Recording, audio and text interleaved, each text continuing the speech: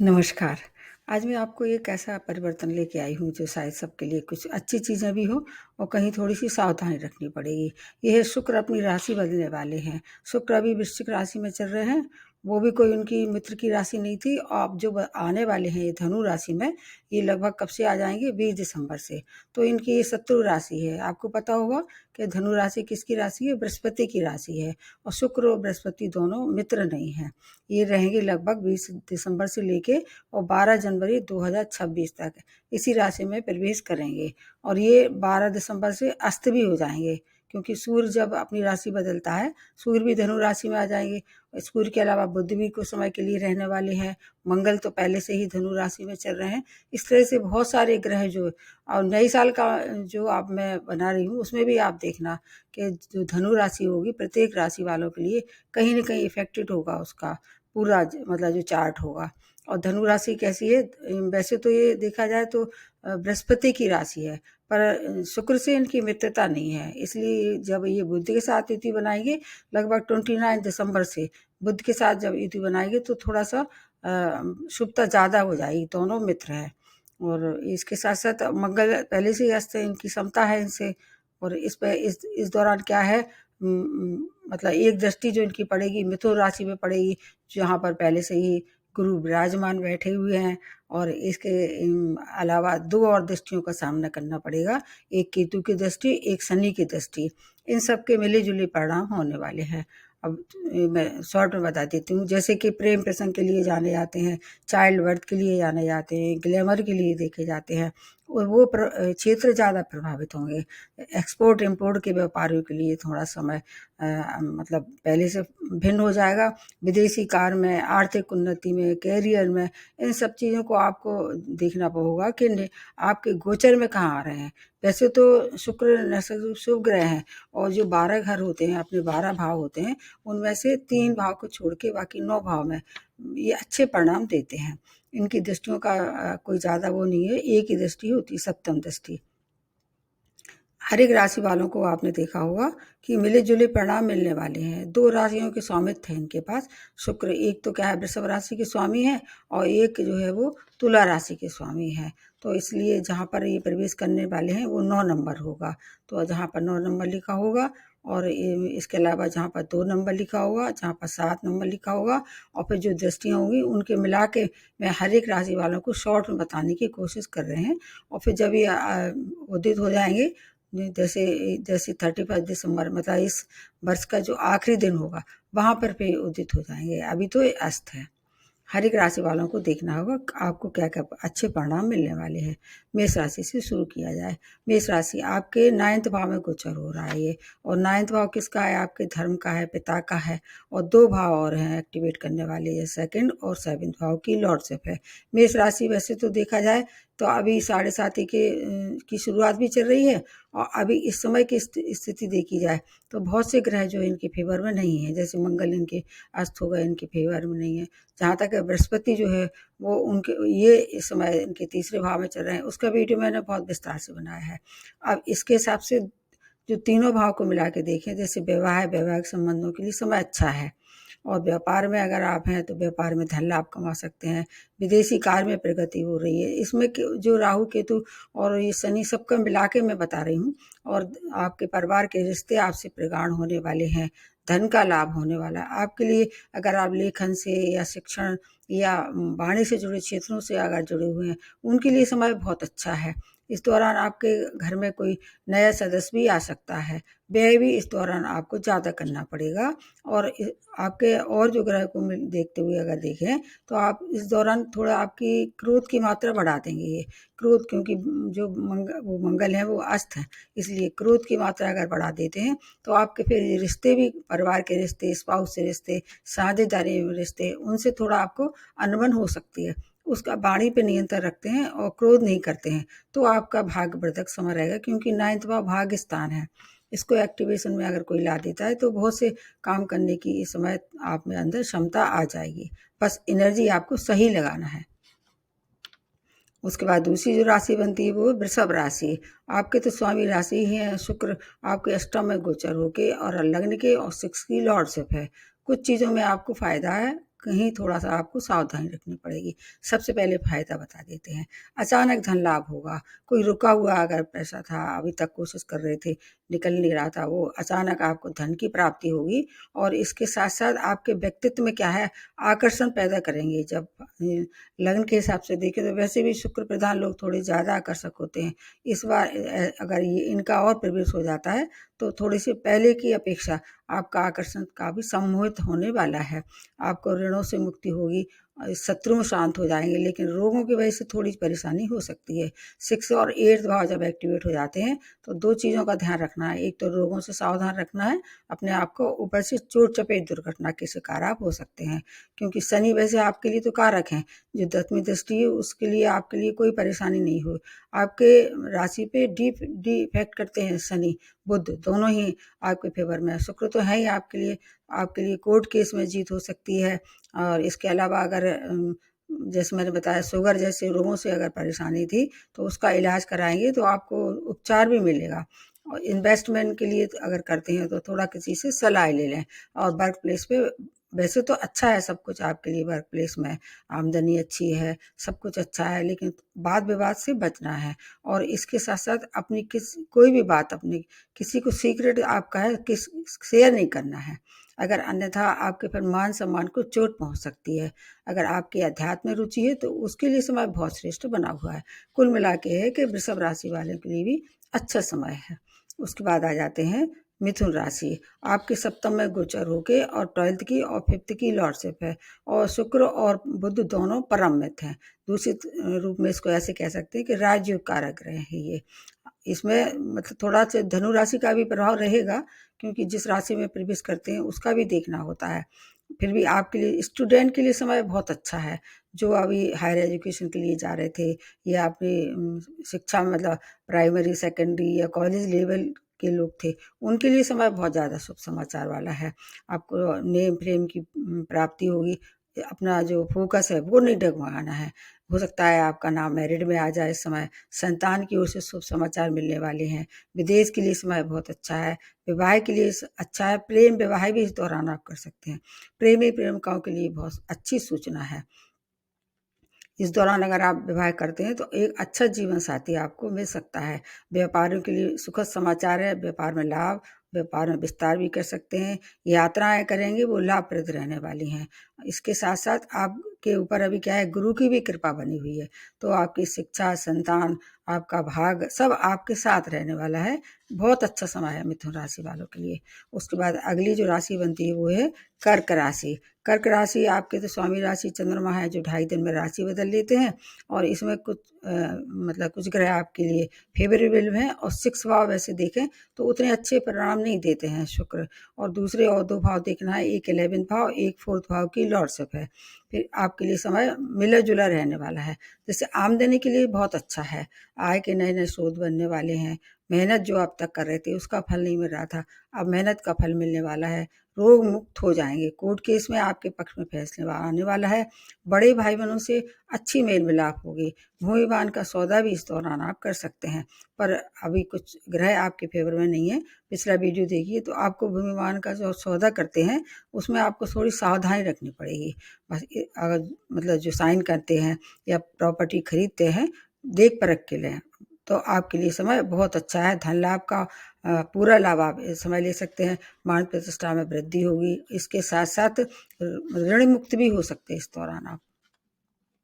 अब अगली जो राशि बनती है वो सिंह राशि। आपके पंचम भाव में गोचर होके और आपके 10th की और आपके तीसरे भाव की लॉर्डशिप है।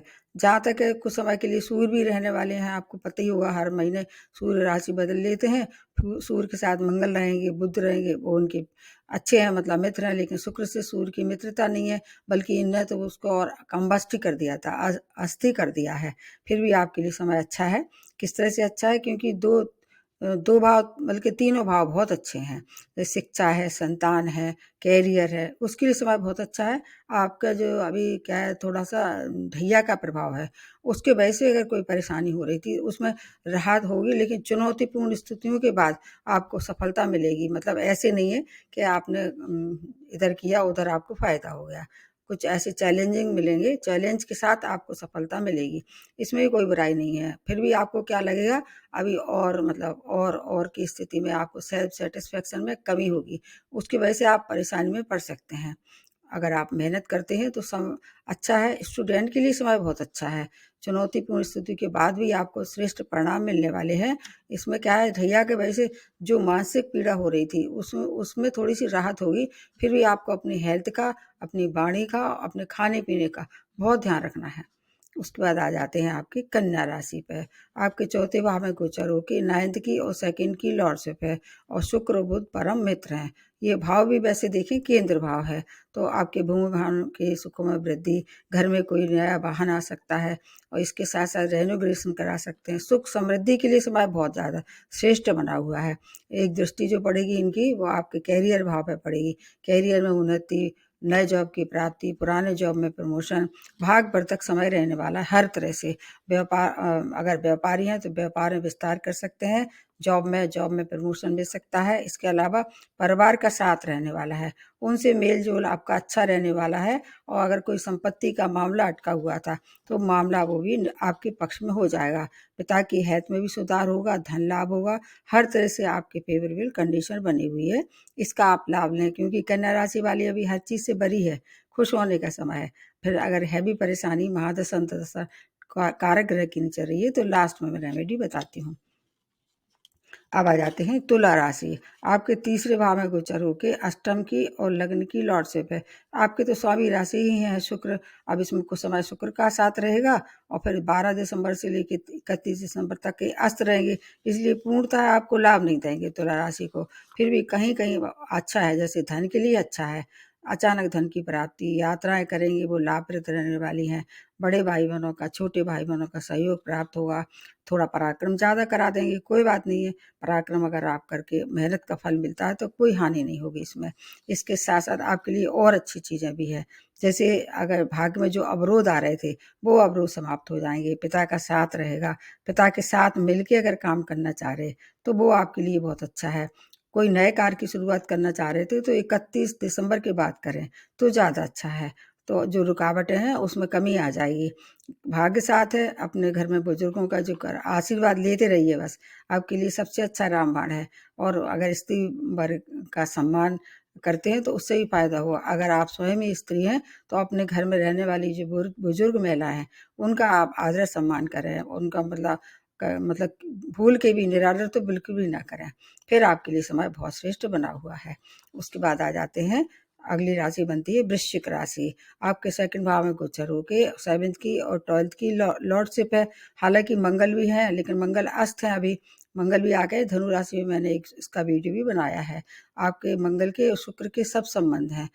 आपको मतलब थोड़ा मिला जुला कहाँ रहेगा फायदा, सूर्य की वजह से रहेगा। सूर्य आपके लिए कारक माने जाते हैं। जहाँ तक है बुद्ध भी आपके लिए अच्छी नहीं है, तो क्या क्या फायदे करा देंगे। सबसे अच्छे आपके रिश्तों में प्रगाढ़ता आ जाएगी। स्पाउस के रिश्ते खराब हो रहे थे उसमें मधुरता आ जाएगी, एक तो ये फायदा हुआ। विदेश में रहने वाले लोगों के लिए समय बहुत अच्छा है। अगर आप वहाँ रह रहे थे या व्यापार कर रहे थे एक्सपोर्ट इम्पोर्ट का, उससे आपको धन लाभ होगा।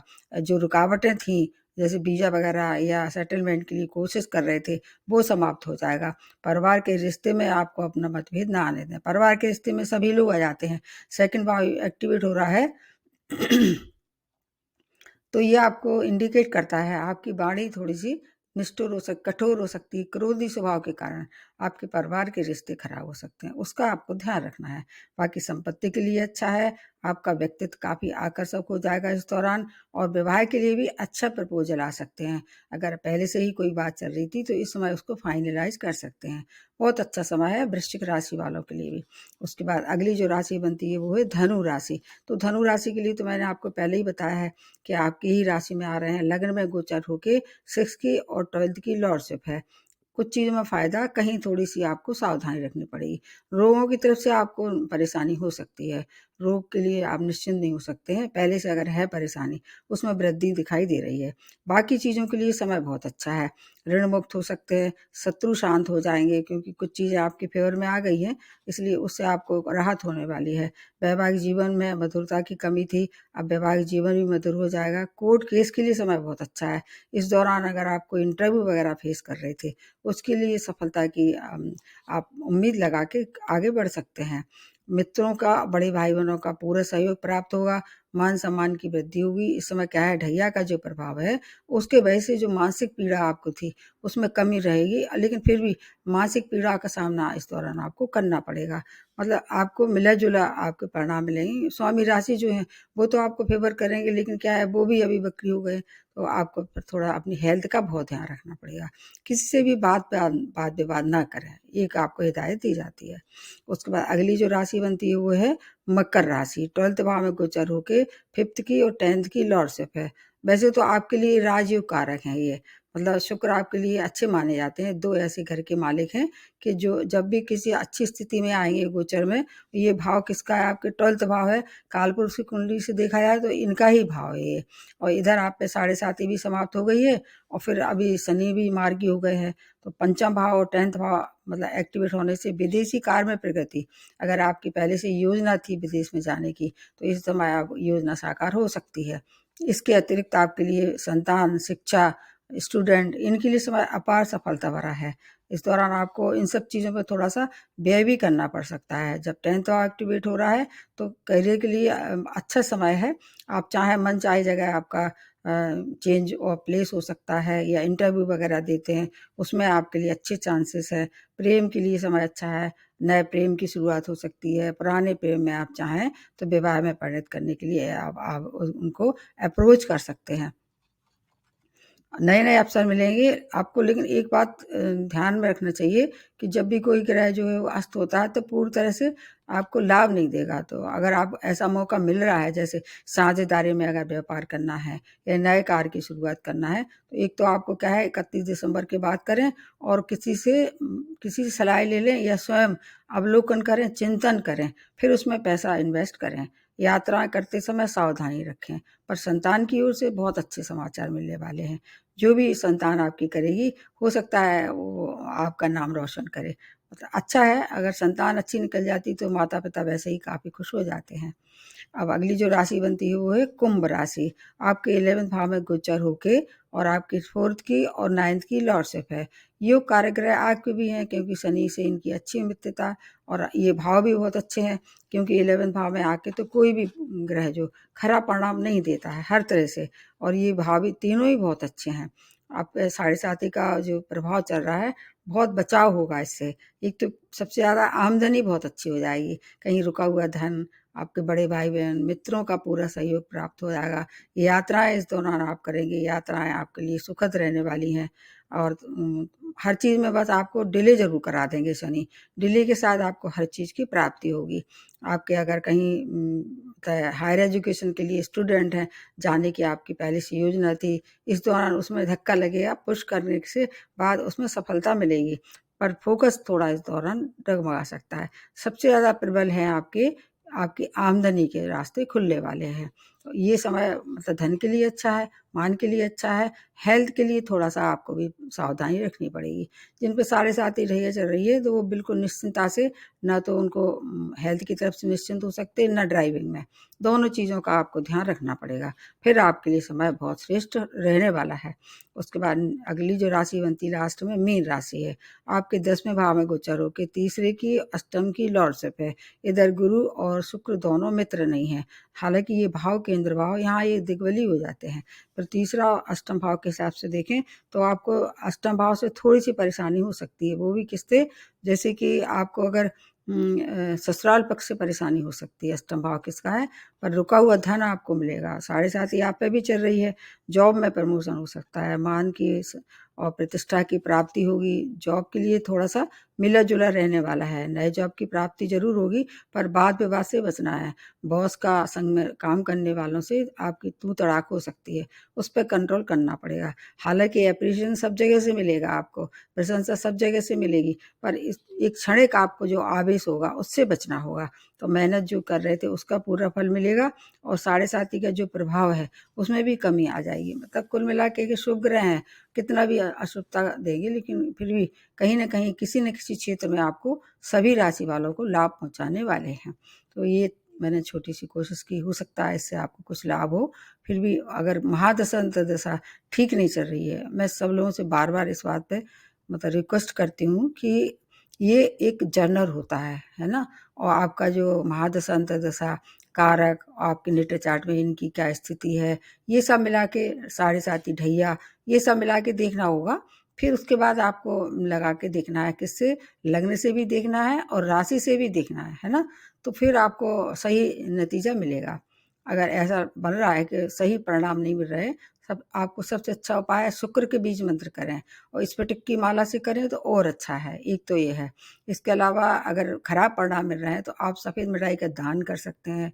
और अगर आपको ज़्यादा परेशानी हो रही है किसी भी तरह से, तो आपको क्या करना है, स्त्री वर्ग का सम्मान करें, और सुगंधित चीज़ जैसे परफ्यूम है और सेंट है, इनका इस्तेमाल करें जब आप घर से बाहर निकलें। अपने आप को बहुत अच्छा रखें, अप टू डेट रखें। शुक्र इससे बहुत प्रसन्न हो जाते हैं। सफ़ेद चीज़ जो है, वो सफ़ेद चीज़ का यूज़ ज़्यादा करें। इनका रंग जो है ऑफ वाइट कलर, उसका यूज़ ज़्यादा करें। तो ये सब छोटी-छोटी सी बातें हैं, अगर आपको है भी परेशानी तो वो आपको छू के निकल जाएगी। ये तो मैं नहीं कह सकती हूँ बिल्कुल भी कि आपको परेशानी नहीं होगी, परेशानी आती है, जीवन है, हम सब मृत्यु लोक में है ये। अगर ऐसा लगता है कि आप बड़े भाग्यशाली हैं, तो ये तो बहुत ही अच्छी बात है। अपने आप को पॉज़िटिव बना के चलें, जो ईश्वर ने आपको लिख दिया है। हम सब सज़ा यहाँ भुगत रहे हैं, पृथ्वी लोग एक तरह से देखा जाए, दूसरे रूप में हम सब सज़ा ही भुगतते हैं। वो अगर छोटी-छोटी सी बातों से हमें खुशियाँ मिलती हैं, तो हमको ले लेना चाहिए, दोनों हाथों से बटोर लेना चाहिए। नेगेटिव नहीं होना चाहिए, नहीं तो वैसे ही बहुत सारे कष्ट हैं अपने जीवन में। नेगेटिवता से क्या होगा, और दुखी हो जाओगे। कोशिश करना चाहिए ज़्यादा से ज़्यादा पॉजिटिव रहो। आज यहीं समाप्त करते हुए, और मैं विनम्र निवेदन करती हूँ, ज़्यादा से ज़्यादा वीडियो को लाइक कीजिए, सब्सक्राइब कीजिए। और राशिफल मैंने तैयार किए हैं, मैंने ऐसे लग रहा है कि आप लोगों को कोई इंटरेस्ट नहीं है देखने में। एक बार अवश्य देखें, और कोई समस्या है तो मेरे को मेल करके पूछ सकते हैं। धन्यवाद।